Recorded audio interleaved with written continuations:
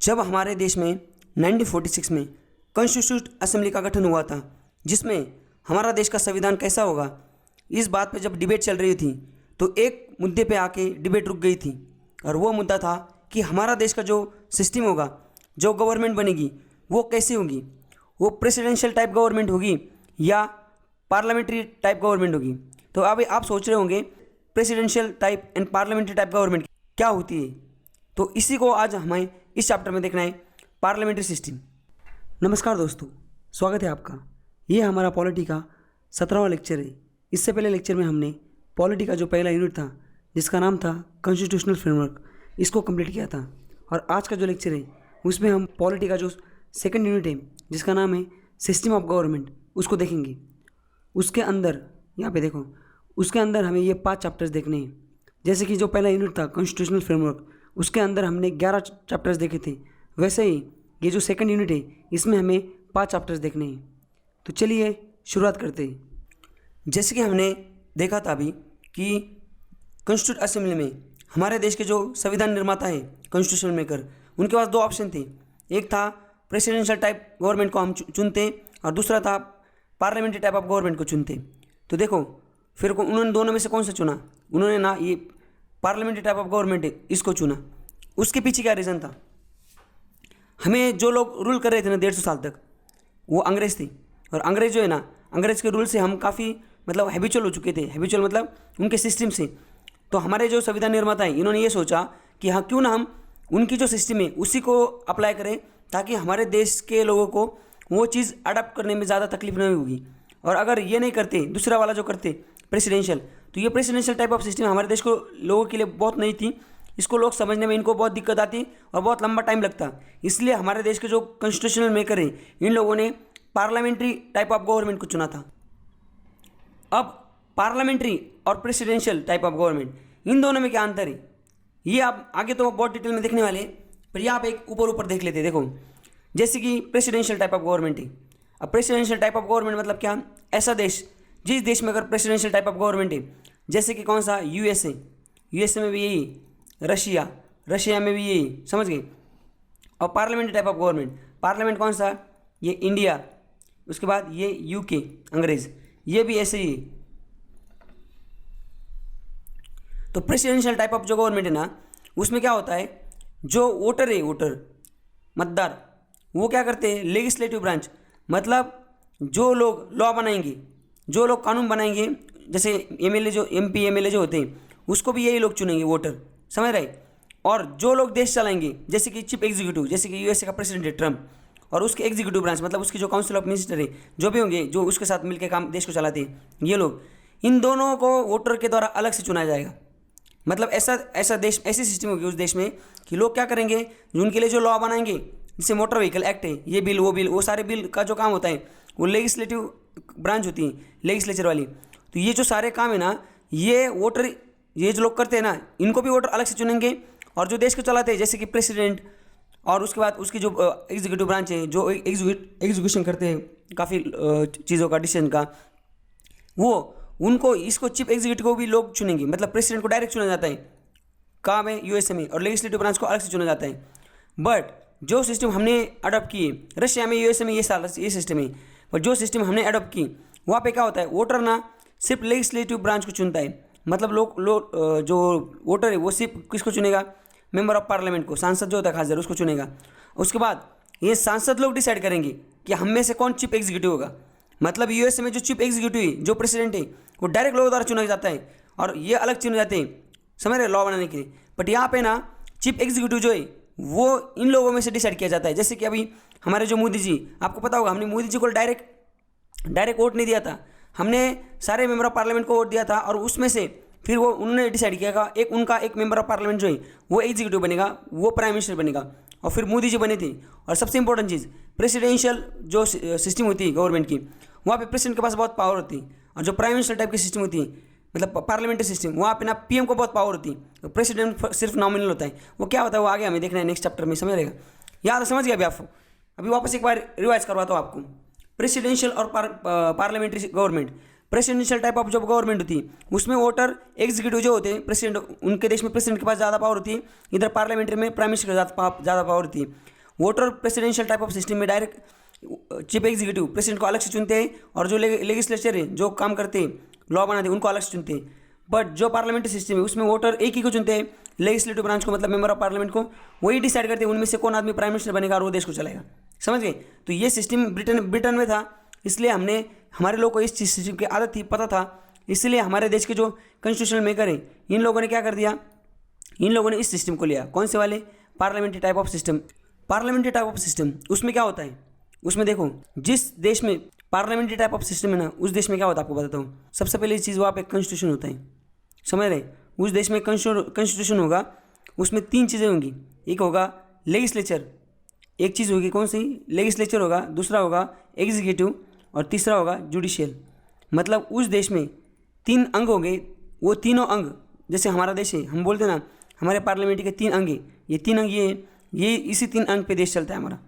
पहला है लेजिस्लेचर, दूसरा है एग्जीक्यूटिव, तीसरा है जुडिशरी। अब मैं बता दूँ एक एक का काम क्या है। सबसे पहले जो लेजिस्लेचर ना इसका काम है लॉ बनाना, कानून बनाना। लॉ जो है लॉ बनाने का काम है लेजिस्लेचर का। मतलब जो लोग को हम चुन के देते हैं कौन से member of parliament in central government and MLA in state government, इन लोगों का काम है कि वो विधानसभा और संसद अकॉर्डिंगली रिस्पेक्टिवली वहाँ जाना, वहाँ पे देश हित के लिए लॉ बनाना, कानून बनाना, ये काम है इनका। दूसरा है एग्जीक्यूटिव। एग्जीक्यूटिव का काम क्या है? वो जो कानून बनते हैं उसको इम्प्लीमेंट कराना, समझ रहे ना? ये जो कानून बनाएंगे ये जो उसको इम्प्लीमेंट करना है इनको। और जुडिशरी सबसे लास्ट में जुडिशरी। अब जुडिशरी का काम क्या है? जुडिशरी का काम ये है ये जो कानून है ये कानून कॉन्स्टिट्यूशन के हिसाब से और देश के हिसाब से सही है क्या, और इसका एग्जीक्यूशन सही हो रहा है क्या। इसमें अगर कुछ धांधलीबाजी हो जाती है या कुछ चीज़ इन दोनों में अगर कुछ बैलेंस गड़बड़ हो जाता है तो फिर जुडिशरी का काम है कि बीच में आना और इक्वल जस्टिस को इंश्योर करना। समझ गए अभी आप? तीनों भी इंडिपेंडेंट है। देखो ये तो एक दूसरे से रिलेटेड है पर ये तो पूरा इंडिपेंडेंट है। अब लेजिस्लेचर में क्या क्या आता है? लेजिस्लेचर जो है उसमें आता है प्रेसिडेंट। अब आपको लगेगा कानून तो पार्लियामेंट में बनते हैं, जैसे कि यहाँ पे लिखा है पार्लियामेंट, तो ये तो सही है एकदम। हम सेंट्रल गवर्नमेंट के हिसाब से बात करते हैं सेंटर में। आप सोचोगे कि जो लेजिस्लेचर है लेजिस्लेटिव है जहाँ पे कानून बनते हैं वो तो पार्लियामेंट है, जैसे उसमें राज्यसभा आएगा लोकसभा, ये तो सही है। पर प्रेसिडेंट का नाम क्यों लिखा है इसमें फिर? क्योंकि हमारे देश में कोई भी लॉ बनता है ना, कोई भी लॉ वो बनता है on the name of the president.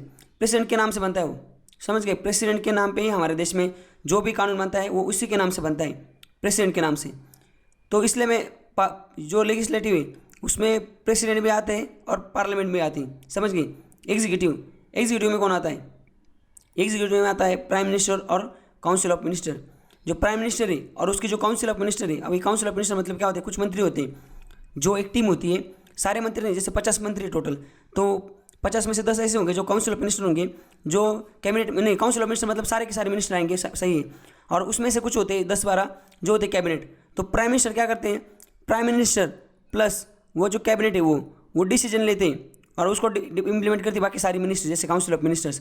तो ये लोग एग्जीक्यूटिव, इनका काम है डिसीजन को लेना और डिसीजन को इम्प्लीमेंट करना। इनका काम है लॉ बनाना, इनका काम है डिसीजन लेना, उसको इम्प्लीमेंट करना। और जुडिशरी में आता है ये supreme court, high court and उसके बाद डिस्ट्रिक्ट कोर्ट। ये भी एक दूसरे पर डिपेंडेंट है पर ये इनसे अलग है। मतलब हमारे देश में जो जुडिशरी ना ये लेजिस्लेचर से और एग्जीक्यूटिव से अलग है। इसमें चेक एंड बैलेंस करने का काम है जुडिशरी का। तो समझ गए? अगर आपसे कोई पूछे कि हमारा देश कैसे चलता है तो उनको बताओ हमारा देश 3 चीज़ों पे चलता है।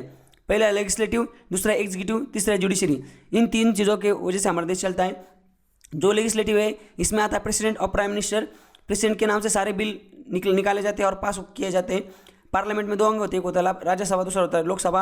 अगर कोई भी बिल बनना है तो पहला वो किसी एक सदन में जाएगा, उसके बाद दूसरे सदन में जाएगा, दोनों सदन से पास होके वो प्रेसिडेंट के पास जाएगा, प्रेसिडेंट उस पर साइन मार देगा, फिर वो बिल एक्ट हो जाएगा और वो कानून बन जाएगा। दूसरा एग्जीक्यूटिव में प्राइम मिनिस्टर और उसके जो मिनिस्टर होते हैं बाकी वो डिसीजन लेते हैं, उसको इम्प्लीमेंट करवाते हैं, वो है एग्जीक्यूटिव। और तीसरा है judiciary, supreme court, high court और अलग अलग देश के जो ये कोर्ट है, अलग अलग डिस्ट्रिक्ट के कोर्ट है, इनका काम है कि जस्टिस को प्रोवाइड करना। और ये जो 2 पहले अंग है ना, लेजिस्लेटिव और एग्जीक्यूटिव, इन दोनों में बैलेंस एस्टेब्लिश करना, ये काम है जुडिशरी का। तो आज का जो हमारा लेक्चर है ना उसमें हमें ये जो चैप्टर देखना है, दूसरा जो यूनिट है हमारा उसमें का ये पहला चैप्टर देखना है। दूसरा यूनिट है हमारा सिस्टम ऑफ गवर्नमेंट, उसमें का पहला चैप्टर है पार्लियामेंट्री टाइप ऑफ सिस्टम, इसको देखना है। इसमें हमें इतनी चीज़ें कवर करनी। पहले तो हमें देखना है पार्लियामेंट्री टाइप ऑफ सिस्टम है, ये हमारे कॉन्स्टिट्यूशन में क्या है, ये तो हमने देख लिया अभी पूरा कि सिस्टम क्या होती है, वो एग्जीक्यूटिव, जुडिशरी और लेजिस्लेटिव, ये देख लिया हमने। उसके बाद ये कौन हमारे कॉन्स्टिट्यूशन में कहाँ लिखी गई है सिस्टम, वो देखना है। टाइप ऑफ जो गवर्नमेंट होती है दो टाइप की, जैसे अभी हमने देखा प्रेसिडेंशियल और प्राइम मिनिस्टर, इसको भी देखते थोड़ा। हमारे जो पार्लियामेंट्री गवर्नमेंट है इसका थोड़े फीचर्स देखते हैं, कौन से फीचर्स हैं, इसके मेरिट्स देखते हैं, मतलब एडवांटेजेस, इसके डिसएडवांटेजेस, डिमेरिट एंड कुछ मिसलेनियस पॉइंट है, इसको देखते हैं। इतने 6 पॉइंट में हम इसके चैप्टर को खत्म करने वाले। तो चलो चलते आगे। पहला टॉपिक जो है यहाँ पे देखिए, हमारे देश का जो आर्टिकल 75 है और 74, यहाँ देखो आर्टिकल 74, 75, ये जो आर्टिकल है ना, इसमें लिखा गया है पार्लियामेंट्री टाइप ऑफ सिस्टम से। इसमें लिखा है कि हमारा जो देश है वो जो सेंट्रल गवर्नमेंट है उसमें जो पार्लियामेंट्री टाइप ऑफ सिस्टम है, मतलब प्राइम मिनिस्टर होगा, उसके एग्जीक्यूटिव काउंसिल होगी, वो लिखा है आर्टिकल 74 और 75 में। और जो स्टेट होंगी, स्टेट में भी तो पार्लियामेंट्री टाइप ऑफ सिस्टम है, जहाँ चीफ मिनिस्टर होगा, गवर्नर होगा, उसके भी मिनिस्टर होंगे, वो सारी चीज़ें लिखी है आर्टिकल 163 और 164 में। समझ रहे हो ना आप? तो ये 4 आर्टिकल जो है इसमें लिखा है अलग अलग, मतलब सेंटर के लिए अलग 2 आर्टिकल है और स्टेट के लिए 2 अलग आर्टिकल है। उसको एक बार देखते हैं यहाँ पे अलग से। ये देखो यहाँ लिखा है आर्टिकल कहाँ पे, या आर्टिकल 74, 75, 163, 164, ये 2 जो है ना यहाँ पे पार्लियामेंट्री मतलब लेजिस्लेटिव, एग्जीक्यूटिव एंड जुडिशरी, वो चीज़ है यहाँ पे भी। ये सेंट्रल गवर्नमेंट के लिए, ये स्टेट गवर्नमेंट के लिए। वो आर्टिकल 74 क्या बोलते हैं, देखो यहाँ पे parliamentary 74, 75 parliamentary system at centre और ये स्टेट। अब 74 क्या बोलता है, 74 बोलता है कि council of minister to aid and advice to president, मतलब ये बोलते हैं कि एक मिनिस्टर होगा, प्राइम मिनिस्टर, उसके साथ काउंसिल ऑफ मिनिस्टर होंगे, मतलब उसके मिनिस्टर होते काफ़ी सारे, और वो एड एंड एडवाइस देंगे, वो सलाह देंगे प्रेसिडेंट को, और उस हिसाब से प्रेसिडेंट डिसीजन लेगा। इसका मतलब ये होता है, देखो हमारे देश में कोई भी चीज़ होती है ना प्रेसिडेंट के नाम से होती, मतलब बिल बनता है प्रेसिडेंट के नाम से, कोई भी डिसीजन होता है ना तो एक प्रेसिडेंट के नाम से होता है सारा, प्रेसिडेंट ऑफ इंडिया। जैसे किसी देश के साथ हमारा कोई एग्रीमेंट हो रहा है तो हमारा देश भले मोदी जाके वो एग्रीमेंट करे, मोदी जी, बट वो प्रेसिडेंट के नाम से होता है। बट प्रेसिडेंट के पास पावर है क्या? नहीं, प्रेसिडेंट नॉमिनल पोस्ट है। तो प्रेसिडेंट जो सारे डिसीजन लेते हैं ना वो with aid and advice of council of minister. अब काउंसिल ऑफ मिनिस्टर जो एड एंड एडवाइस देंगे प्रेसिडेंट को, वही प्रेसिडेंट अप्लाई करेगा, वही प्रेसिडेंट बोलेगा। प्रेसिडेंट मतलब एक इनके एडवाइस पे काम नहीं करेगा प्रेसिडेंट। और काउंसिल ऑफ मिनिस्टर का हेड कौन होता है? वो होता है प्राइम मिनिस्टर। प्राइम मिनिस्टर जो काउंसिल ऑफ मिनिस्टर उनका हेड होता है, मतलब प्राइम मिनिस्टर इनडायरेक्टली देश को चलाते हैं, समझ रहे हैं ना, पर नाम इनका होता है। तो ये हमारा देश का जो पार्लियामेंट्री सिस्टम है वो ऐसा ही है, प्राइम मिनिस्टर के पास पावर है पर इनके नाम से चलता है, वो आर्टिकल 74 में लिखा है। वैसे ही यहाँ पे स्टेट में क्या होता है, council of minister to aid and advice governor. State में क्या होता है, डिसीजन सारे चीफ मिनिस्टर लेता है, बट बैकग्राउंड में क्या होता है, चीफ मिनिस्टर और उसकी जो काउंसिल है वो एडवाइस करते हैं गवर्नर को, और सारी चीज़ें गवर्नर के नाम से होती हैं स्टेट में। जिससे बिल पास होता है वो गवर्नर के पास जाता है पास होने के लिए। तो ये आर्टिकल 163 में लिखा हुआ है। बाद में ये जो है ना other provision as a minister, तो मिनिस्टर के लिए अदर काफ़ी प्रोविजन लिखे हुए कि मिनिस्टर का एज क्या होगा, ये क्या होगा, इलेक्शन कैसा होगा, इधर भी अदर प्रोविजन लिखे हुए, उसकी सिलेक्शन, क्वालिफिकेशन, उसका रिमूवल। तो ये जो सारी चीज़ें ना ये सेंटर के लिए आर्टिकल 75 में लिखी और स्टेट के लिए आर्टिकल 164 में लिखी। तो ये जो 4 आर्टिकल है ये डील करते हैं पार्लियामेंट्री टाइप ऑफ सिस्टम से। जो हमारे देश में पार्लियामेंट्री टाइप ऑफ सिस्टम है ना उससे ये सारे आर्टिकल डील करते हैं, समझ गए। उसमें देखो और यहाँ पे एक चीज़ लिखी कि पार्लियामेंट्री टाइप ऑफ सिस्टम जो है government is a one which executive is responsible to legislature for its policy and act. इसका मतलब जो पार्लियामेंट होती है वहाँ पे जाओ, यहाँ पे देखो पार्लियामेंट्री टाइप ऑफ सिस्टम, यहाँ पे सिटीजन होते हैं नीचे, वो लेजिस्लेटिव को चुन के मतलब अपॉइंट करते हैं, चुनते समझ रहे का, इलेक्ट करते हैं। जैसे कि हमारे जो मेंबर ऑफ पार्लियामेंट है, मेंबर ऑफ पार्लियामेंट को हम चुनते हैं, उनमें से वो डिसाइड करते हैं एक आदमी कौन होगा, प्राइम मिनिस्टर होगा। वो प्राइम मिनिस्टर क्या करेगा, वो लोग वहाँ पे लॉ लेके आएंगे कहाँ पे, पार्लियामेंट में, और वो लॉ बनाएंगे और देश को चलेंगे। तो एग्जीक्यूशन का काम भी किसका है, प्राइम मिनिस्टर और उसकी काउंसिल का। इसका मतलब ये होता है कि जो भी हमारे देश में डिसीजन होता है, एग्जीक्यूटिव डिसीजन होता है और लेजिस्लेटिव लॉ बनते हैं, वो ये लोग बनाते हैं जिनको हम चुन के देते हैं। तो वो लोग रिस्पॉन्सिबल है पार्लियामेंट को, समझ रहे ना। एग्जीक्यूटिव जो है ना प्राइम मिनिस्टर और उसकी काउंसिल, ये हमारे देश में दोनों ये जो डिसीजन लेते हैं ना, तो वो लेजिस्लेशन मतलब पार्लियामेंट को रिस्पॉन्सिबल है पॉलिसी और एक्ट के लिए, समझ रहे, क्योंकि उनको गवर्नमेंट लोगों ने चुन के इसलिए दिया कि वो पार्लियामेंट में काम कर सके। हमने देखा ना कि ये इनको चुन के देंगे और ये पार्लियामेंट में सारे डिसीजन लेंगे, लॉ बनाएंगे और उसको एग्जीक्यूट करेंगे। बट जो प्रेसिडेंशियल टाइप ऑफ सिस्टम है, समझ रहे, प्रेसिडेंशियल टाइप ऑफ सिस्टम में क्या होता है, प्रेसिडेंट अलग से चुनता है, एग्जीक्यूटिव अलग से चुनता है, और वो लेजिस्लेचर वो अलग से चुनते हैं। इसलिए प्रेसिडेंशियल टाइप ऑफ सिस्टम में executive is not responsible to the legislature, समझ गए। मतलब जो वहाँ पे जैसे कि अमेरिका है, अमेरिका में जो ट्रम्प है ना, वो उनकी जो संसद है उसको रिस्पॉन्सिबल नहीं, वो उसको उत्तर जाके उत्तर नहीं देना है, आंसर नहीं देना है। बट हमारे जो प्राइम मिनिस्टर है, इनको आपने देखा हो काफ़ी बार नोटबंदी होती है, ये जाते पार्लियामेंट में, ये बोलते मुझे 50 दिन दो, क्योंकि वो उत्तरदायी आंसरेबल है। समझ गए। तो ये है पार्लियामेंट्री टाइप ऑफ सिस्टम का ये। तो अभी हमने ये जो पहला टॉपिक था, पहला पार्ट ये चैप्टर का, कौन सा, पार्लियामेंट्री टाइप ऑफ सिस्टम, ये हमने देख लिया। अब हम देखते हैं टाइप और फॉर्म ऑफ गवर्नमेंट। देखो दो टाइप, अभी इसको हमने 2-3 बार देख लिया, वापस थोड़ा डिटेल में देखते हैं। दो टाइप की गवर्नमेंट होती है, एक होती है पार्लियामेंट्री टाइप, दूसरी होती है प्रेसिडेंशियल टाइप। हम देखो पार्लियामेंट्री गवर्नमेंट जो होती है ना, जैसे हमारे देश में जहाँ पे एक प्राइम मिनिस्टर होगा, ये कहाँ पे, ये है यूके में पार्लियामेंट्री टाइप ऑफ गवर्नमेंट, यहाँ देखो यूके में ये। उसके बाद ये हमारे यहाँ पे भी, कहाँ पे, इंडिया में। इसमें क्या होता है, एक उसको क्या बोलते हैं, उसको कैबिनेट गवर्नमेंट भी बोलते हैं, पार्लियामेंट गवर्नमेंट को, पार्लियामेंट्री गवर्नमेंट को कैबिनेट गवर्नमेंट भी बोलते हैं, उसको रिस्पॉन्सिबल गवर्नमेंट भी बोलते हैं, और उसको Westminster model of government भी बोलते हैं। समझ गए। ऐसा क्यों बोला जाता है, तीन चीज़ें, क्योंकि यहाँ देखो कैबिनेट गवर्नमेंट क्यों बोला जाता है, क्योंकि वहाँ पे एक कैबिनेट होता है, वो डिसीजन लेता है प्राइम मिनिस्टर का, और वही एडवाइस करता है प्रेसिडेंट को, और वही देश को चलाते हैं। रिस्पॉन्सिबल गवर्नमेंट क्यों बोलते हैं, रिस्पॉन्सिबल गवर्नमेंट इसलिए बोलते हैं क्योंकि वो पार्लियामेंट को रिस्पॉन्सिबल है, उनको उत्तरदायी, वो आंसरेबल है। और तीसरा वेस्ट मिनिस्टर मॉडल गवर्नमेंट, ये भी बोला जाता है। ये कहाँ पे, ब्रिटेन में, इंडिया में, कनाडा और जापान, यहाँ पे प्राइम मिनिस्टर होते हैं। आपको पता होगा कनाडा के प्राइम मिनिस्टर यहाँ आते हैं, और सॉरी प्राइम मिनिस्टर कनाडा के यहाँ आते हैं, जापान के प्राइम मिनिस्टर आते हैं, यूके के प्राइम मिनिस्टर का दुनिया में घूमते हैं। बट आपने कभी सुना है कि जापान के प्रेसिडेंट हमारे यहाँ पे आए? प्रेसिडेंट नहीं आती, क्योंकि प्रेसिडेंट के पास अंदर पावर ही नहीं। प्रेसिडेंट हमारे जैसे ही बस नॉमिनली, उसको जो बोला जाए उसको वो काम करना है। और ये लोग क्या, ये रिस्पॉन्सिबल है लेजिस्लेचर को, मतलब ये लोग पार्लियामेंट को रिस्पॉन्सिबल है। ये parliamentary type of system. Presidential type of system क्या है, इसको बोला जाता है नॉन रिस्पॉन्सिबल। क्यों, या नॉन पार्लियामेंट्री, क्योंकि प्रेसिडेंट जो है उन देश का, उसके देश का, उन देश के प्रेसिडेंट को वो आंसरेबल नहीं उनकी पार्लियामेंट को, क्योंकि उनको लोगों ने पार्लियामेंट में लॉ बनाने के लिए नहीं चुना है, लॉ बनाने के लिए अलग को लोग चुना है, इनको सिर्फ एज एग्जीक्यूटिव चुना है। और इनको क्या बोला जाता है, और fix executive type of government, इसको fix executive system of government भी बोला जाता है। और कहाँ पे, यूएसए, ब्राज़ील, रशिया, श्रीलंका, यहाँ पे प्रेसिडेंशियल टाइप ऑफ सिस्टम है। समझ गया आप। उसके बाद अब जैसे श्रीलंका है, श्रीलंका में प्राइम मिनिस्टर भी, पर उसके पास घंटा कुछ पावर नहीं, समझ रहे, वो नॉमिनल है, बस वो सिर्फ पद जो है वो नाम का पद है, सारे का पावर किसके पास है, वो प्रेसिडेंट ने सेंट्रलाइज करके रखी। और यहाँ पे देखो executive is not responsible to legislature for its act and policy independent of a legislature, वो लेजिस्लेचर से इंडिपेंडेंट है। तो ये है कौन सा वाला, ये टाइप ऑफ गवर्नमेंट जो है दो, ये हमने अभी इसमें देख ली, पार्लियामेंट्री टाइप ऑफ गवर्नमेंट और प्रेसिडेंशियल। यहाँ पे जैसे हमने इससे पहले भी मैंने आपको बताया था, यहाँ पे सिटीजन जो है प्रेसिडेंशियल में एग्जीक्यूटिव को अलग से चुनेंगे, लेजिस्लेचर को अलग से चुनेंगे। हमारे देश में लेजिस्लेचर को ही सिटीजन चुनते हैं, और वही बाद में लॉ बनाते हैं और उसको एग्जीक्यूट करते हैं। तो हमारे देश में ये कभी बोलना नहीं कि कौन से पार्लियामेंट्री टाइप ऑफ सिस्टम है, हमारे यहाँ पे प्रेसिडेंट होता है, प्रेसिडेंट नहीं, हमारे यहाँ पे प्राइम मिनिस्टर के पास ज़्यादा पावर होती है और प्रेसिडेंट के पास कम पावर होती है। यहाँ पे कुछ और पॉइंट्स है उससे रिलेटेड, उसको एक बार डिस्कस करते हैं। देखो जो पार्लियामेंट्री सिस्टम है वहाँ पे क्या है, फ्यूजन ऑफ पावर है, मतलब सेंट्रल गवर्नमेंट, स्टेट गवर्नमेंट, इनके पास एकत्रित पावर है, इनको सब मिला के लेजिस्लेटिव सबको साथ में मिलकर काम करना है। यहाँ पे क्या है, प्रेसिडेंशियल में सेपरेशन ऑफ पावर है, मतलब जो एग्जीक्यूटिव है वो अलग है और लेजिस्लेचर अलग है, दोनों का एक दूसरे से कोई लेना देना नहीं।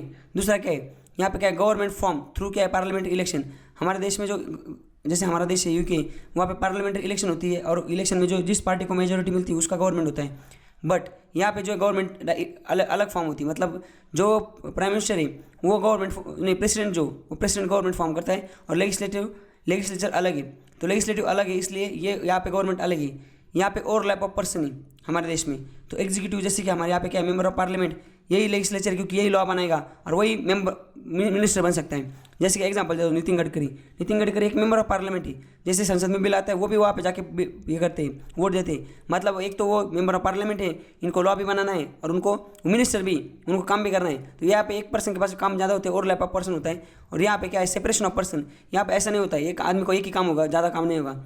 यहाँ पे जो लेजिस्लेचर जैसे हमारी संसद है, संसद गवर्नमेंट को रिमूव कर सकती है। कैसे, अगर वहाँ पे मेजोरिटी खत्म हो जाए तो गवर्नमेंट निकल जाएगी। यहाँ पे वैसे नहीं, यहाँ पे गवर्नमेंट एक बार बन गई तो उसको निकाल नहीं सकती। समझ गए, लेजिस्लेचर गवर्नमेंट को, इसलिए ट्रम्प को हटा नहीं पाए। देखो वो इम्पीचमेंट लेके आए थे ट्रम्प के खिलाफ लास्ट ईयर, पर उसको हटा नहीं पाए। उसके बाद जो फिक्स टर्म इलेक्शन है यहाँ पे, इसलिए हमारे यहाँ पे फिक्स नहीं, पार्लियामेंट्री सिस्टम में फ्लेक्सिबली 5 साल के लिए तो है, बट बीच में अगर गवर्नमेंट अपना जो ये विश्वास अगर खो देती या उसके पास मेजोरिटी नहीं हो, गवर्नमेंट गिर जाएगी। यहाँ पे फिक्स होता है प्रेसिडेंशियल टाइप में फिक्स टाइप का होता है, एक बार चुन के आया टर्म तो 5 साल 4 साल उसको कोई हटा नहीं सकता। यहाँ पे कैबिनेट गवर्नमेंट होती है, कैबिनेट होती है वो जैसे प्राइम मिनिस्टर और उसकी कैबिनेट वो डिसीजन लेगी और उसको इंप्लीमेंट करेंगी। यहाँ पे प्रेसिडेंशियल से का सारा चलता है, प्रेसिडेंट जो लेगा वही सारा चलेगा। यहाँ पे separate head of government and head of state होती है। हेड ऑफ गवर्नमेंट मतलब कौन सा, हेड ऑफ गवर्नमेंट मतलब prime minister, head of state मतलब हेड ऑफ नेशन मतलब कौन, प्रेसिडेंट। तो हमारे यहाँ पे दो अलग होते हैं, प्रेसिडेंट देश का हेड होता है और गवर्नमेंट का प्राइम मिनिस्टर होता है। बट यहाँ पे दोनों हेड ऑफ स्टेट और हेड ऑफ गवर्नमेंट दोनों कौन होते हैं, दोनों भी ट्रम्प है यहाँ पे यूएसए में, मतलब प्रेसिडेंशियल टाइप में दोनों भी एक ही बंदा होता है, दोनों की दोनों चीज़ें। तो ऐसे हमने यहाँ पे जो दूसरा टॉपिक था type of form of government, ये भी हमने देख लिया। अब तीसरा टॉपिक देखते हैं जो है फीचर्स ऑफ पार्लियामेंट्री गवर्नमेंट। अब फीचर्स क्या है, मतलब हमारा देश का जो पार्लियामेंट्री टाइप ऑफ गवर्नमेंट इसके क्या क्या फीचर्स है, ये यहाँ पे मैं आपको एक्सप्लेन करता हूँ। देखिए इतने 8 टाइप के जो फीचर्स है ना, इसको हमें देखना है। 8 टाइप के फीचर्स है, तो इसको एक एक को देखते हैं। सबसे पहला जो है यहाँ पे देखो नॉमिनल एंड रियल एग्जीक्यूटिव। जो हमारा पार्लियामेंट्री टाइप ऑफ सिस्टम है हमारे इंडिया का, वहाँ पे एक नॉमिनल होगा एग्जीक्यूटिव और एक रियल होगा।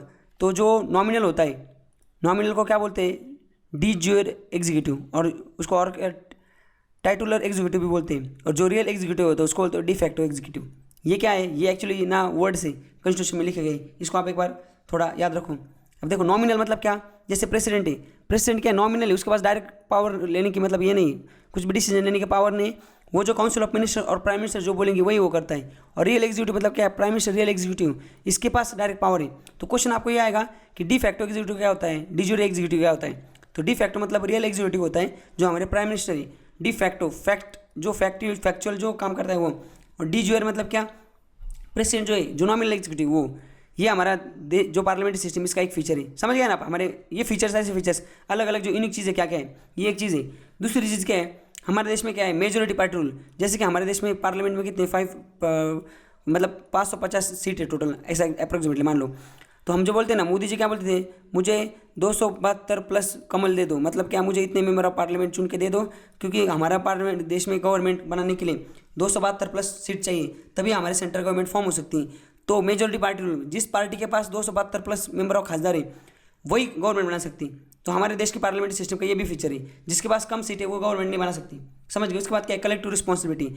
यहाँ पे क्या हमारे देश में ये पार्लियामेंट्री गवर्नमेंट है, वहाँ पे क्या minister are collectively responsible to parliament in general and Lok Sabha in particular. जो आर्टिकल 75 हमने देखा था थोड़ी देर पहले, उसमें क्या लिखा था कि यहाँ पे जो मिनिस्टर्स है, जैसे प्राइम मिनिस्टर भी एग्जीक्यूटिव जो है मिनिस्टर, प्राइम मिनिस्टर और उसके जो काउंसिल ऑफ मिनिस्टर है, ये लोग जो भी डिसीजन लेंगे ये पार्लियामेंट को रिस्पॉन्सिबल है, खासकर लोकसभा को, क्योंकि इनको चुन के दिया है लोगों ने लॉ बनाने के लिए। तो लॉ बनाना सारे डिसीजन लेने के पास है, बट वो उत्तरदायी है, आंसरेबल है पार्लियामेंट को। ये कलेक्टिव रिस्पॉन्सिबिलिटी उनकी देश को चलाना, ये भी क्या है पार्लियामेंट्री फॉर्म ऑफ सिस्टम का एक फीचर है। उसके बाद पॉलिटिकल होमोजिनिटी मतलब क्या, देखो इन केस अगर जैसे मैंने आपको बताया यहाँ पे 500 सीट है और 550 सीट है और 272 चाहिए गवर्नमेंट बनाने के लिए, बट इन केस ऐसा भी हो सकता है ना कि किसी एक पार्टी, हमारे यहाँ पे जैसे 10 पार्टी, किसी एक पार्टी को 272 मिले नहीं, बट कोई एक पार्टी उसको कितने मिल गए, उसको 100 मिल गए सीट। कोई एक पार्टी उसको कितने मिले, उसको 172 मिल गए। और कोई बाकी पार्टी उसको किसी को 100 मिले, किसी को 50 मिले, किसी को 100 और 100 मिले, किसी के पास 150 सीट आ गए। अब गवर्नमेंट कैसे बनेगी, किसी के पास भी 272 नहीं, फिर गवर्नमेंट कैसे बनेगी। अगर ये दो पार्टी अगर एक हो जाती है, समझ रहे क्या, 272 चाहिए, इसके 172 है, इसके पास 100 है, हो गए 272, तो दोनों पार्टी मिला के भी गवर्नमेंट बना सकती। जैसे अभी महाराष्ट्र है, महाराष्ट्र में किसका गवर्नमेंट है, कौन सी पार्टी का गवर्नमेंट है, महाराष्ट्र में ये जो शिवसेना एनसीपी और ये कांग्रेस, ये तीनों मिला के गवर्नमेंट बनी। मतलब सबसे ज़्यादा जो सीट है वो बीजेपी के पास है महाराष्ट्र में। टोटल जो देखा जाए महाराष्ट्र में अगर टोटल सीट देखा जाए तो महाराष्ट्र में टोटल सीट है 288। अभी आपको ये पॉइंट एकदम क्लियर करवाता हूँ, एग्जाम्पल 288 है। तो आपको गवर्नमेंट बनाने के लिए कितनी सीट चाहिए, 145 सीट चाहिए, समझ रहे। ये जो चीज़ें हम देख रहे थे ना सेंट्रल गवर्नमेंट के लिए थी, अभी ये स्टेट के लिए, ये महाराष्ट्र का एग्जाम्पल है। महाराष्ट्र में टोटल 288 सीटें और कितना था 145 सीट चाहिए मेजोरिटी के लिए गवर्नमेंट बनाने की, ये मेजोरिटी, समझ रहे। अब यहाँ पे ना 4 पार्टी प्लेयर है, 4 पार्टी, एक है शिवसेना, एक है बीजेपी, दूसरा एक है एनसीपी और एक है कांग्रेस, ऐसे 4 पार्टी, समझ रहे। अब यहाँ पे गवर्नमेंट बनानी कितना चाहिए, 145 सीट चाहिए। बट बीजेपी जो है ना इसके पास आ गए 105, इसके पास 105 सीट आ गई, इसके पास लगभग आ गए 60, समझ गए। इसके पास लगभग आ गए, अप्रोक्सीमेटली बोल रहा हूँ मैं, इसके पास आ गए, मतलब 1-2 आगे पीछे भी हो सकता है। इसके पास आ गए 50 और इसके पास आ गए 45। अब यहाँ पे देखो आप, इसका मतलब कौन से पार्टी के पास फुल मेजोरिटी, कौन सी पार्टी के पास फुल मेजोरिटी? फुल मेजोरिटी किसी के पास नहीं, इनके पास 105 है, सबसे ज़्यादा इनके पास। बट गवर्नमेंट बनाने के लिए 145 चाहिए ना। तो क्या हुआ यहाँ पे गेम हो गया। गेम ऐसा हो गया, ये जो 3 लोग हैं ना, ये शिवसेना, एनसीपी और कांग्रेस, ये तो नहीं एक हो गई। मतलब बीजेपी के पास 105 है, सबसे ज़्यादा है 228 में 105, मतलब सबसे ज़्यादा है इनके पास। पर गवर्नमेंट बनाने के लिए चाहिए 145। बट बीजेपी को ना झंडू दिखा के शिवसेना ने, ये 3 एक हो गए। शिवसेना के पास थे 60, कांग्रेस के पास थी 45 और इनके पास थी 55 ऑलमोस्ट। तो इनके पास थी कितनी, 55। तो ये 55 और ये 45 मिला के कितने, ये 100 होगा और ये 60, 160 हो गए इनके। चाहिए 145, बन गई इनकी गवर्नमेंट। तो अभी फिलहाल महाराष्ट्र में जो गवर्नमेंट बनी ना, वो इनकी, समझ रहे। तो ये जो टाइप गवर्नमेंट, इसको कौन सी गवर्नमेंट बोलेगी? एक पार्टी जहाँ पे नहीं होती, सब लोग इकट्ठे आते हैं, डिफरेंट पार्टी आती है और फिर गवर्नमेंट बनाती है, इसको बोलते हैं कोलिजन गवर्नमेंट। तो ये जो गेम है ना, ये हमारे देश में पॉसिबल है। इसको बोलते हैं पॉलिटिकली होमोजेनिटी। मतलब इन केस ऑफ, जैसे कि कोई भी in case of bound of मतलब कंसेंस, कोई भी पार्टी के पास अगर ये नहीं होगी, सत्ता नहीं होगी, तो क्या वो कोलिजन गवर्नमेंट बना के, कोलिजन करके गवर्नमेंट बना सकते हैं, वो गवर्नमेंट बना सकते हैं। एंड उसमें सबसे इंपॉर्टेंट चीज़, जो minister are bound by consensus. Minister है वो बाउंड है, समझ रहे ना आप। तो ये भी यहाँ फीचर था हमारे देश में जो पार्लियामेंट्री टाइप सिस्टम है उसका। आगे चलते हैं, आगे देखते हैं और क्या है। Double membership. देखो डबल मेंबरशिप क्या होता है, आपको पता होगा। वाराणसी और गुजरात में एक जगह है, वहाँ से कौन सा अहमदाबाद, पता नहीं अहमदाबाद या कहाँ से, पता नहीं मुझे। ये फॉर एग्जाम्पल अहमदाबाद, ये 2 जगह से ना मोदी जी ने इलेक्शन लड़ा था 2014 में, समझ गए। मतलब हमारे देश में एक टाइम पे एक आदमी 2 जगह से इलेक्शन लड़ सकता है, बट बाद में उसको एक पद खाली करना पड़ेगा। मतलब हमारे देश में ना एक आदमी एक टाइम पे 2 पदों पे नहीं रह सकता। जो डबल मेंबरशिप है ना, वो हमारे देश में अलाउड नहीं। डबल मेंबरशिप यहाँ पे लिखा है, एक्चुअली यहाँ पे लिखना चाहिए नो डबल मेंबरशिप। तो एक टाइम पे आप इलेक्शन तो लड़ सकते हो 2 जगह से, बट जब फाइनल आपका नतीजा आएगा, आपको एक पद छोड़ना पड़ेगा, एक ही पकड़ना पड़ेगा। जैसे कोई एमएलए, आप कोई आदमी एमएलए और वो इलेक्शन लड़ता है एमपी के लिए, खासदार के लिए, और वो सांसद बन जाता है, समझ रहे ना आप। कोई एमएलए, विधायक अगर सांसद का इलेक्शन लड़ता है और वो सांसद बन जाता है, तो उसको विधायक का, ये दोनों में से एक तो कोई तो खाली करना पड़ेगा। एक टाइम पे 2 नहीं रह सकता। उसके बाद नेक्स्ट फीचर है leadership of prime minister. Prime minister जो है, प्राइम मिनिस्टर की लीडरशिप में देश चलेगा। लोकसभा में प्राइम मिनिस्टर जो है वो हेड ऑफ गवर्नमेंट है, वो लोकसभाओं का लीडर ऑफ द हाउस है। वो जो डिसीजन लेगा वो सबको मानना पड़ेगा। और वो डिसीजन कैसे लेता है, वो काउंसिल ऑफ मिनिस्टर को कॉन्फिडेंस में लेकर डिसीजन लेता है, अकेले नहीं लेता। तो उसकी लीडरशिप में गवर्नमेंट चलती है, ये है कि। उसके बाद डिसोल्यूशन ऑफ लोकसभा, जैसे कि जो लोअर हाउस है उसको बोलते हैं लोकसभा। अगर लोकसभा प्रेसिडेंट प्राइम मिनिस्टर के रिकमेंडेशन पे, जैसे अभी लोकसभा कैसे डिजोल्व होती है मैं आपको बताऊँ। 2 टाइप से लोकसभा डिजोल्व हो सकती है। वो कैसे, अगर जैसे कोई गवर्नमेंट बनी और गवर्नमेंट जैसे 2014 में गवर्नमेंट बनी थी, एक गवर्नमेंट बनती है, 5 साल पूरे हो जाते हैं या उस गवर्नमेंट की मेजोरिटी खत्म हो जाती है। 5 साल अगर पूरे हो जाते हैं तो प्राइम मिनिस्टर क्या करेंगे, वापस इलेक्शन करवाने को बोल देंगे। किसको, इलेक्शन कमीशन को इलेक्शन करने को बोलेंगे। वो इलेक्शन, अगर इलेक्शन, वो फिर इलेक्शन कंडक्ट करवाएंगे इलेक्शन कमीशन। जैसे इलेक्शन कंडक्ट होते हैं ना, तो प्राइम मिनिस्टर इलेक्शन जैसे अनाउंस होते हैं, प्राइम मिनिस्टर क्या बोलेगा प्रेसिडेंट को कि आप लोकसभा को डिजॉल्व कर दो। तो लोकसभा डिजॉल्व हो जाएगी। जैसे इलेक्शन होगी, फिर नतीजे आएंगे, फिर नई गवर्नमेंट बनेगी, समझ गए। और एक गवर्नमेंट है, उसके 5 साल खत्म भी नहीं हुए, 3 साल ही हुए बस अभी। बट वो मेजोरिटी जो 272 का जो वीआईपी आंकड़ा है वो चाहिए। अगर इसमें से अगर ऊपर के 70 लोग वो उन्होंने रिजाइन मार दिया, तो उनके पास 270 चाहिए, पर 200 ही रह गए बस। 200 जो अब रह जाते हैं ना, तो फिर क्या हो जाता है, गवर्नमेंट गिर जाती है। उस टाइम पे भी प्राइम मिनिस्टर को रिजाइन करना पड़ता है। उस टाइम पे भी गवर्नमेंट का मतलब जो है पार्लियामेंट, उसका डिसोल्यूशन होता है। तो इधर यही बोलना है इनका। ये जो फीचर था ना, ये कि हमारे यहाँ पे जो लोअर हाउस है मतलब लोकसभा, ये डिजोल्व हो सकता है कभी भी। और वो डिजोल्व कैसे होता है, प्राइम मिनिस्टर ना ये एडवाइस करता है किसको, प्रेसिडेंट को, कि आप ना एक काम करो, इसको डिजोल्व करो। और जब नए इलेक्शन होते हैं ना, तो उसको देखो यहाँ पे लिखा है, prime minister can advice to president to dissolve the Lok Sabha before the expiry of term. इसके एक्सपायरी टर्म खत्म होने से पहले उसको बोलते हैं डिजोल्व कर दो और नए इलेक्शन ले लो, समझ रहे। इलेक्शन कमीशन को नहीं बोलता एक्चुअली, वो प्रेसिडेंट को बोलता है, फिर प्रेसिडेंट इलेक्शन कमीशन को बोलता है। उसके बाद this means that executive enjoy the rights to get legislative dissolve in the parliamentary system. मतलब एग्जीक्यूटिव को राइट्स मिलते हैं वापस या करने के लिए। Executive enjoy the rights to get legislature dissolve, उसको लेजिस्लेचर को डिजोल्व करने के भी राइट्स जो है वो एग्जीक्यूटिव के पास है।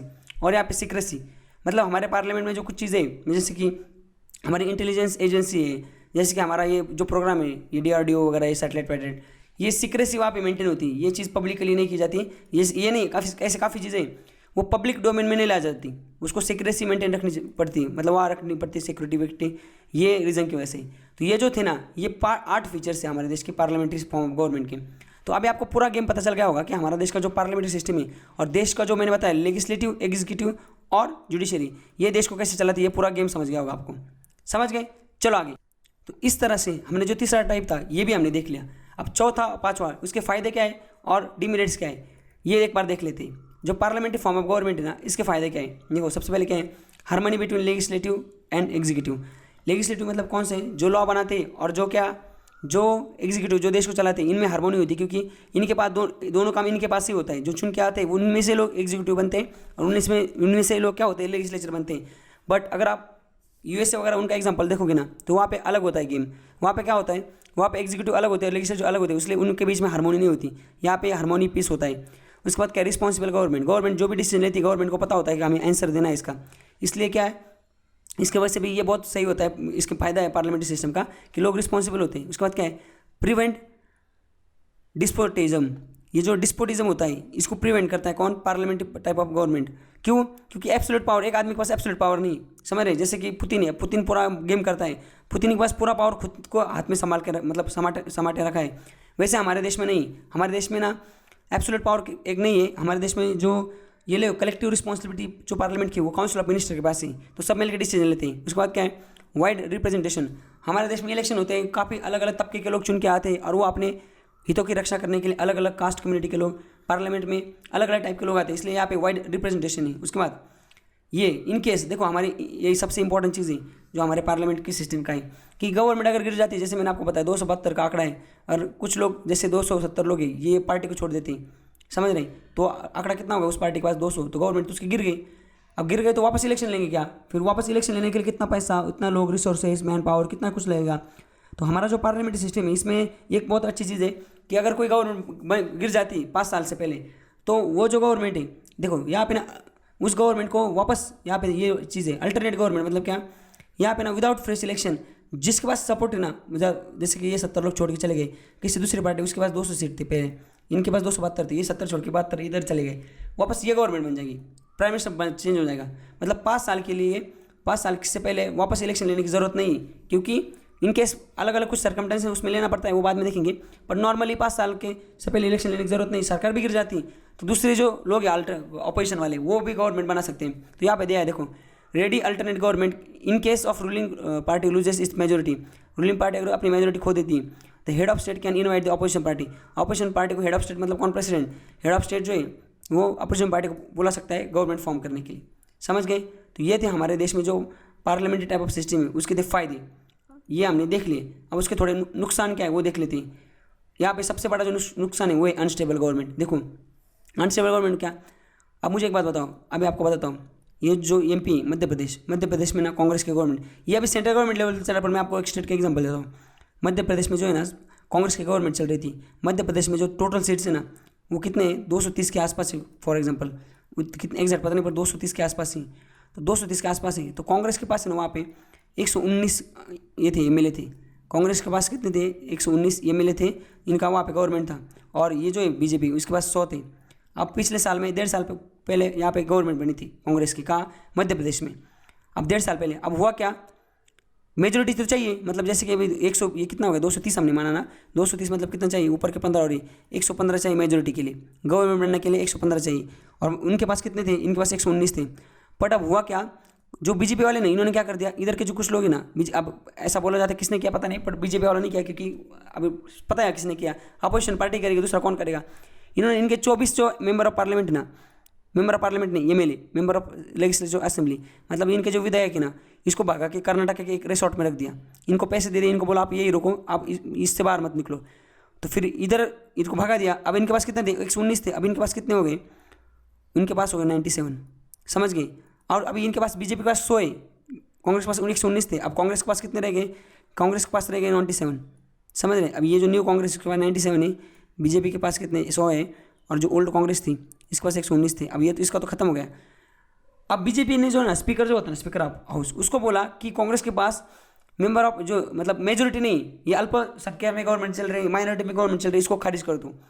तो फिर स्पीकर ने बोला ये मतलब ये जो है ना चलता रहा, इन्होंने बोला, कांग्रेस ने बोला नहीं हमारे पास है मेजोरिटी है, चलता रहा। फिर सुप्रीम कोर्ट में केस गया, सुप्रीम कोर्ट ने बोला ये अभी ये जो घटना है जो बता रहा हूँ, ये गवर्नमेंट तो कांग्रेस की 1.5 साल पहले बनी थी, पर एक पिछले महीने की चीज़ है, 1 महीने पहले का चल रहा था। सुप्रीम कोर्ट में मैटर गया, सुप्रीम कोर्ट ने बोला स्पीकर को कि आप एक काम करो, मेजोरिटी प्रूव करो, इनको बोलो गवर्नमेंट को मेजोरिटी प्रूव करे। अब मेजोरिटी प्रूव करना था, वहाँ पे जो 24 लोग हैं वो तो उनको तो ऑलमोस्ट किडनैप करके रखा था एक जगह बेंगलोर में, कर्नाटका में। तो अभी वहाँ पे 97 ही लोग थे, और कितने चाहिए प्रूव करने के लिए? 115। तो इनके पास 115 है नहीं, अब इनके पास 100 है। अब आप बोलोगे फिर इनके पास भी तो 100 थे और चाहिए तो 115 थे, फिर इनकी गवर्नमेंट बनी, इनकी कैसे बनी? फिर समझ गए ना? मतलब अगर पार्लियामेंट अगर टोटल सीट 230 है, उसमें मेजोरिटी चाहिए 115 की, फिर अगर इनके पास 119 थे, अब इनके पास 97 हो गए, चलो इनकी तो मेजोरिटी खत्म हो गई, पर इनके पास भी कहाँ मेजोरिटी? इनके पास तो 100 ही थे ना बस। फिर इनके पास मेजोरिटी कैसे आ गई? इनका गवर्नमेंट कैसे बन गई? इसलिए इनकी गवर्नमेंट बन गई। इनके पास जो थे ना, कौन से इनके पास थे 97 इन कांग्रेस के पास। अब ये जो 24 लोग हैं ना, इन्होंने क्या रिज़ाइन मार दिया था। रिज़ाइन मतलब क्या? इन्होंने बोला हमें ये करना ही नहीं। तो जो असेंबली उसकी संख्या कितनी पहले कितनी थी? 230 थी ना, अब वो ऑलमोस्ट कितनी 290 होगी, 290 के आसपास होगी, समझ रहे? अब 290 में कितना चाहिए फिर? समझ रहे? 290, अब उसमें कितना चाहिए? सॉरी हाँ 230 नहीं, 290 नहीं, एक्चुअली 230 थी टोटल, उसमें से 24 ने तो बोला हमें करने, मतलब 210 के बाद आसपास आ गई, 210 भी नहीं, 230 थे टोटल, बराबर ना? तो 115 चाहिए थे पहले मेजोरिटी के लिए। ये एग्जैक्ट नहीं थी, मैं एग्जांपल जस्ट एग्जांपल आगे पीछे कुछ तो, और इनके पास भी 100, वो एग्जैक्ट भी नहीं, ये भी थोड़ा आगे पीछे नंबर है। तो अब कितने हो गए? अभी 24 छोड़ के चले गए, ऐसा मानो 30 छोड़ के चले गए। अब रह गए कितने वहाँ पे? 30 छोड़ के चले गए, मतलब रह गए 200। अब 200 में कितना मेजोरिटी के लिए कितना चाहिए? आधा, मतलब 100, समझ रहे? तो इनके पास 100 और ज़्यादा थे, 105 कुछ तो थे, तो इनकी गवर्नमेंट बन गई थी फिर। तो जितने टोटल मेंबर है प्रेजेंट, अब समझ गए आप? इन टेक्निकल एग्जाम्पल, आप नंबर पर मत जाओ, पर आप एसेंस समझो। तो मतलब हमारा देश का जो ये इतना जो हमने स्टोरी देखी 2-4 मिनट की, इसलिए देखी हमारे देश में जो भी स्टेट गवर्नमेंट हो या सेंट्रल गवर्नमेंट हो, यहाँ बहुत अनस्टेबल होती है। मतलब यहाँ भरोसा नहीं, आज गवर्नमेंट है तो कल गवर्नमेंट गिर सकती है, क्योंकि जैसे यूएसए वहाँ पे फिक्स होता है, यहाँ पे वैसा फिक्स नहीं। या MLA मेंबर ऑफ पार्लियामेंट, इनको अगर खरीदा जाए तो गवर्नमेंट गिर सकती है। तो अनस्टेबल गवर्नमेंट, ये सबसे बड़ा हमारा डिसएडवांटेज है। दूसरा क्या है? नो यूनिटी ऑफ पॉलिसी, जो पॉलिसी बनती है वहाँ पे यूनिटी नहीं होती। जैसे कि अगर कोलिजन गवर्नमेंट है, अलग अलग आइडियोलॉजी की 2 गवर्नमेंट बनती है, समझ रहे? अगर गवर्नमेंट के लिए किसी एक पार्टी के पास फुल मेजोरिटी नहीं, बट 2 अलग अलग पार्टी इकट्ठा आती है और गवर्नमेंट आती है, पर जो पॉलिसी ना उनकी आइडियोलॉजी होने के पास के वजह से ये पॉलिसी में यूनिटी नहीं होती। तीसरी क्या है? Dictatorship of cabinet. हमारा जो गवर्नमेंट है ना, कैबिनेट जो डिसीजन लेता है, जैसे अभी हमारे यहाँ पे जो बीजेपी है उसके कितने 300 मेंबर ऑफ पार्लियामेंट है। अब 300 इनके पास जो सांसद है, पर डिसीजन लेता है काउंसिल ऑफ जो कैबिनेट, जो है कैबिनेट में होते हैं 10-15 लोग, और वो मोदी जी, ये जो PM है और ये 15 लोग, ये जो डिसीजन लेते हैं इनको चुपचाप मानना पड़ता है। इनकी बात में समझ रहे क्या? इनको पूछा नहीं जाता, कैबिनेट जो डिसीजन लेगी वही होता है। तो डिक्टेटरशिप ऑफ कैबिनेट मतलब कैबिनेट का डिक्टेटरशिप होता है, उसका शासन चलता है। चौथी चीज़ है पावर। ये पावर भी हमारे यहाँ पे जो है ना बहुत ज़्यादा है, ये पार्लियामेंट्री सिस्टम के लिए गलत है। किसी प्राइम मिनिस्टर का एक आदमी के पास ही होती, मतलब इतना भी नहीं होता, बट इनके पास अच्छी खासी पावर है। उसके बाद गवर्नमेंट बाय एमेटर्स, मतलब नॉन प्रोफेशनल। हमारे यहाँ पे जो गवर्नर लोग हैं, जो लोग पढ़े लिखे लोग नहीं होते, समझ रहे क्या, और वो चुन के वहाँ पे जाते हैं और उनको मिनिस्टर बनाया जाता है। इसकी वजह से वो सही से काम नहीं कर पाते, क्योंकि उनके पास नॉलेज नहीं होती। तो नीचे जो ब्यूरोक्रेट्स होते हैं या IAS ऑफिसर जो होते हैं रिटायर, ये उनके सेक्रेटरी वगैरह बन जाते हैं। तो ये जो लोग हैं ना, यही सब गवर्नमेंट चलाते हैं, और ये इनको अकल न होने के कारण सही से गवर्नमेंट नहीं चलती। अगर यहाँ पे प्रोफेशनल लोग आते हैं, पढ़े लिखे लोग आते हैं, जैसे अगर देश का finance minister Shashi Tharoor type आदमी होगा जिसने UN में काम किया है 30 साल तक, तो देश का सही हो सकता है। जो अलग अलग जो है ना, मतलब जैसे प्रोफेशनल जो लोग हैं, जैसे कि कोई फाइनेंस मिनिस्टर जो होना चाहिए, अभी जैसे अभी इस निर्मला सीतारमण हमारे फाइनेंस मिनिस्टर है, अब उसका डिग्री क्या है, उसका एजुकेशन क्या है, उसको कौन से मिनिस्टर दिए। इससे अच्छा कोई अगर लॉ नहीं, कोई अगर इकोनॉमिस्ट होता है, उसको अगर फाइनेंस मिनिस्टर बनाया जाता, तो फिर देश की इकोनॉमी की हालत सही होती। तो ये हमारे देश की सबसे बड़ी खामी है कि हमारे देश में जो है ना, ये जो है नॉन प्रोफेशनल, ये लोग ज़्यादा कब्जा करके बैठे। उसके बाद ये तो हमने देखो इस तरह से हमने ये जो है ना डिमिनिट्स और मिनट्स ये भी देख लें। अब लास्ट में कुछ ना ये देखते हैं, नोट्स देखते हैं। देखो नोट में क्या है, कुछ पॉइंट्स हैं, ये आपको बताता हूँ। शैडो कैबिनेट, ब्रिटिश कैबिनेट जो सिस्टम होती है, देखो ब्रिटिश में मतलब क्या, UK में क्या होता है, वहाँ पे लंदन में अंग्रेज़ों के पास, वहाँ पे ना एक होती गवर्नमेंट और एक होती है अपोजिशन पार्टी। जो अपोजिशन पार्टी ना, उसी को बोला जाता है शैडो कैबिनेट। तो अपोजिशन पार्टी जो है ना, ये एक कैबिनेट फॉर्म करती है। जैसे मोदी की जो कैबिनेट होती है 10-12 लोग, ये डिसीजन लेते हैं PM और ये कैबिनेट, वैसे अपोजिशन पार्टी उनकी एक कैबिनेट फॉर्म करती है, भले वो गवर्नमेंट में नहीं, पर वो 10-15 लोग की कैबिनेट फॉर्म करती है अपोजिशन पार्टी। और उस कैबिनेट का काम होता है कि जो रूलिंग कैबिनेट है ना, वो जो डिसीजन ले रहे हैं उसको बैलेंस करने, उसको चेक करें। तो अगर आपको पूछे कोई शैडो कैबिनेट क्या होती है, तो यूनाइटेड किंगडम में गवर्नमेंट को चेक करने के लिए अपोजिशन पार्टी द्वारा एक कैबिनेट बनाई जाती है, उसको बोलते हैं शैडो कैबिनेट। उसके बाद किचन कैबिनेट, जो यूएसए के प्रेसिडेंट होते हैं ना, जैसे ट्रंप है, ओबामा है, ये लोग जो है ना, ये अपनी कैबिनेट फॉर्म करते हैं, किचन कैबिनेट, मतलब इनकी जो काउंसिल ऑफ मिनिस्टर कैबिनेट होती है, जो डिसीजन लेती है, वो ये लोग अपॉइंट करते हैं। समझ रहे हैं क्या? प्रेसिडेंट अपॉइंट करते हैं इन लोगों को, और ये लोग प्रेसिडेंट और ये लोग के मिल के डिसीजन लेते हैं। जैसे यहाँ पे ब्रिटिश की जो कैबिनेट होगी उसका सॉरी उसको काउंटर करने के लिए कैबिनेट है, वैसे उनकी जो कैबिनेट होगी, वैसे इसकी जो कैबिनेट होती है normal cabinet prime minister president की, उसको बोलते हैं किचन कैबिनेट। समझ रहे? और प्रेसिडेंट को निकाल नहीं सकता एक्सेप्ट अनकॉन्स्टिट्यूशनल एक्ट। वो अगर कुछ ज़्यादा कॉन्स्टिट्यूशन के खिलाफ जाके गलत नहीं करते, तब तक प्रेसिडेंट उनको निकाल नहीं सकता। इसलिए प्रेसिडेंट को मतलब अपॉइंट करता है, पर उसको निकाल नहीं सकता जब तक ये कुछ ज़्यादा बड़ा कांड नहीं कर देते। उसके बाद क्या, काउंसिल ऑफ कैबिनेट। हमारा जो देश है उसमें जो प्राइम मिनिस्टर है और उसके जो कैबिनेट है, जो डिसीजन लेते हैं, इसको बोला जाता है काउंसिल ऑफ कैबिनेट। मतलब देखो, इसकी कैबिनेट और हमारी कैबिनेट सेम है, उसमें कोई दिक्कत नहीं, बस इसको किचन कैबिनेट बोल जाता है, हमारे को कैबिनेट काउंसिल ऑफ कैबिनेट बोल जाता है, हमारे को कभी कभी किचन कैबिनेट बोल जाता है। अगर इंडियन कंटेक्स्ट में अगर कोई पूछे इंडिया की किचन कैबिनेट कौन सी है, तो फिर पीएम वाली। समझ गए? उसके बाद ये किचन और इनर कैबिनेट, एक और वर्ड है किचन और इनर कैबिनेट। इनर कैबिनेट क्या होता है? हमारे देश में जैसे कि मेंबर चुन के आते हैं, मेंबर ऑफ पार्लियामेंट चुन के आते हैं, उसमें से जो हमारा प्राइम मिनिस्टर है वो क्या करते हैं, मिनिस्टर को अपॉइंट करते हैं। और मिनिस्टर काउंसिल ऑफ मिनिस्टर होते हैं 50-60, वो देश को चलाते हैं। उसमें उसमें से कुछ मिनिस्टर ऐसे होते हैं जिनको कैबिनेट में लिया जाता है, तो वो 10-15 लोग ही बड़े बड़े डिसीजन है, या नेशनल हाईवे बनाना है, बड़ी रिवर को पानी डाइवर्ट करना है, कुछ भी हो, बड़ा प्रोजेक्ट करना है, स्मार्ट सिटी, ये सारे डिसीजन ये जो कैबिनेट है और प्राइम मिनिस्टर ये लेते हैं सारे के सारे डिसीजन।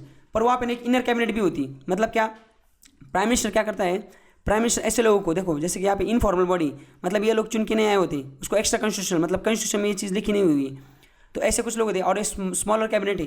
इनर कैबिनेट मतलब क्या, प्राइम मिनिस्टर क्या करता है, कुछ बाहर के लोगों को, अपने जो फेवर के कुछ लोग या जो अपने रिश्तेदार संबंधी दोस्त जिनको बहुत मतलब जो इंटेलेक्चुअल है, जिनको इस चीज़ का नॉलेज है, उनको ना गठन करते एक ग्रुप बनाते हैं। समझ रहे? और उसको बोलते हैं इनर कैबिनेट। उनसे सलाह मशवरा करने के लिए, नॉट ओनली, क्या समझ रहेगा, इसमें कैबिनेट मिनिस्टर भी होते हैं। समझ रहेगा? मतलब समझ, नॉट ओनली कैबिनेट मिनिस्टर, मतलब सिर्फ मैं जो बोला ना अभी कि बाहर के लोग चुन के नहीं आते, वो ऐसा कोई नहीं, कोई भी आदमी मेंबर ऑफ पार्लियामेंट हो या सिर्फ कैबिनेट मिनिस्टर हो, कुछ भी हो, कोई भी हो, दूसरा दोस्त भी हो सकता है, वो जो लोग हैं उनको ये कॉन्स्टिट्यूशनल पोस्ट नहीं, मतलब ये कॉन्स्टिट्यूशन में लिखा गया नहीं, ये कॉन्स्टिट्यूशन में लिखा है, ये तो फॉर्म करना ही प्राइम मिनिस्टर को, पर ये कॉन्स्टिट्यूशन में लिखा गया नहीं है। प्राइम मिनिस्टर एक इनर बॉडी बनाते हैं, इनर कैबिनेट बनाते हैं, जो कि इनफॉर्मल बॉडी है, फॉर्मल बॉडी नहीं, वो प्रेसिडेंट को सलाह मशवरा करती है। समझ गए आप? तो ये मिसलेनियस में कुछ पॉइंट्स थे, ये अभी हमने देख लिए। तो इस तरह से हमने, देखो ये जो छठा टॉपिक था ये भी देख लिया, मिसलेनियस वाला नोट्स। तो ये जो पार्लियामेंट अभी आपको समझ गया होगा, पार्लियामेंट टाइप ऑफ सिस्टम। तो ये जो हमारा दूसरा यूनिट है, सिस्टम ऑफ गवर्नमेंट, इसमें आज हमने ये जो पहला चैप्टर था पार्लियामेंट्री टाइप ऑफ सिस्टम, इसको हमने देखा। पहला जो चैप्टर था हमारा, उसमें हमने देखा था कॉन्स्टिट्यूशन कैसे बना था, क्या था, वो सारी चीज़ें। आज का जो ये चैप्टर है उसमें हमें देखना है सिस्टम ऑफ गवर्नमेंट, कि हमारे देश में कैसी गवर्नमेंट बनी है। उसके बाद उसमें नेक्स्ट चैप्टर जो है उसमें ये देखना हमें कि फेडरल सिस्टम क्या होते हैं। समझ गए? देश चलता कैसे है, सेंटर और स्टेट का रिलेशन क्या होता है, स्टेट के अंदर क्या होता है रिलेशन, स्टेट का दूसरे स्टेट के साथ रिलेशन क्या होता है, और इमरजेंसी। ये जो सारे 5 जो चैप्टर्स है ये हमें इस यूनिट में देखने, सिस्टम ऑफ गवर्नमेंट। तो आज का जो चैप्टर है वो हमने देखा पार्लियामेंट्री टाइप ऑफ सिस्टम। तो नेक्स्ट चैप्टर कल हम देखेंगे फेडरल सिस्टम क्या होता है, स्टेट गवर्नमेंट और नेशनल गवर्नमेंट इस साथ में कैसे काम करते हैं, उनके पास पावर क्या होती है, ये कल के लेक्चर में देखेंगे। तो आज के लेक्चर में बस इतना ही। Thank you so much, enjoy. ऐसे और वीडियो के लिए चैनल को सब्सक्राइब कीजिए और साइड में दी हुई बेल को प्रेस कीजिए।